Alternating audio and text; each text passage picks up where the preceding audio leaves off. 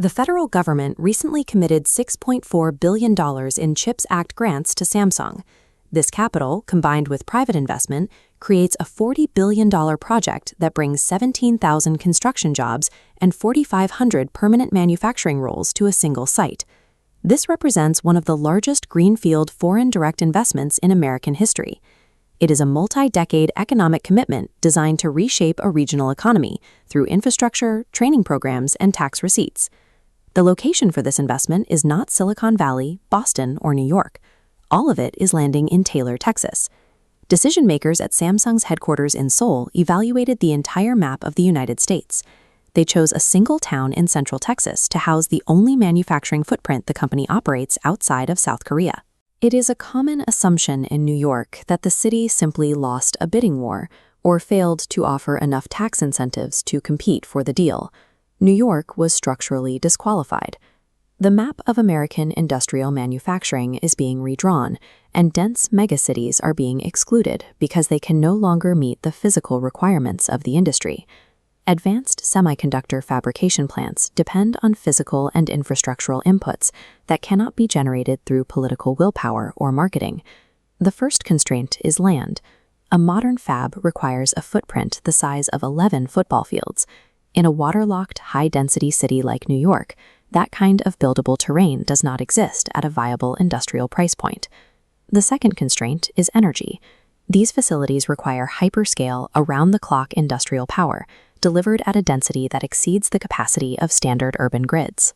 The New York power grid is engineered for residential and commercial density, leading to some of the highest energy costs. By comparison, the Texas market is specifically designed to deliver massive industrial loads at competitive prices. Beyond the physical grid, there is the friction of the regulatory environment. New York's permitting and environmental review processes would have added hundreds of millions of dollars in costs and years of delay before a single shovel touched ground. This is a collision of physics and policy. A city's global brand recognition cannot manufacture 24-hour industrial power or clear room for 11 football fields of construction. The $40 billion is a seed creating industrial gravity. The facility pulls an ecosystem of vendors, suppliers, and labor into orbit. They cluster tighter over time, as proximity reduces logistics costs and creates talent density for future investment. The financial impact follows this cluster. Every equipment contract, local paycheck, and property tax assessment generated by this ecosystem will compound in Texas accounts for a generation. This represents a massive opportunity cost for New York. The massive revenue base that funds public schools, transit systems, and roads is bypassing the 5 boroughs of New York entirely.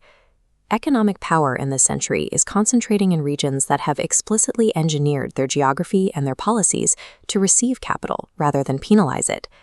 This exclusion creates a difficult contradiction for New York's policy goals, particularly regarding climate legislation. The state has implemented aggressive electric vehicle mandates, setting a strict timeline to move residents out of combustion engines and into electric cars. The conflict lies in the manufacturing. A modern electric vehicle requires twice as many semiconductor chips as a standard car, and those chips are now being manufactured in Taylor, Texas. One region is legally forcing the demand, while the other captures 100% of the economic benefit of meeting that demand. Progressive urban platforms rely on tax revenues to fund their social services, but their local environments are actively repelling the very industries that generate those revenues. This map shows how the federal government is allocating industrial investment. While projects like Micron's expansion in Syracuse provide a foothold in New York, the bulk of foreign direct investment and the new greenfield ecosystems are clustering in Arizona, Ohio, and Texas. Analysts are drawing parallels between this shift and the warning signs that preceded New York's fiscal crisis in the mid-1970s. That crisis was the result of a slow drift, corporate departures, and deferred decisions that eventually left the city with a cost structure its tax base could no longer support. New York has historically been resilient, but surviving an economic hollowing out comes with a high price, often requiring deep spending cuts and painful compromises. The warning sign of a shifting economic tide is physical.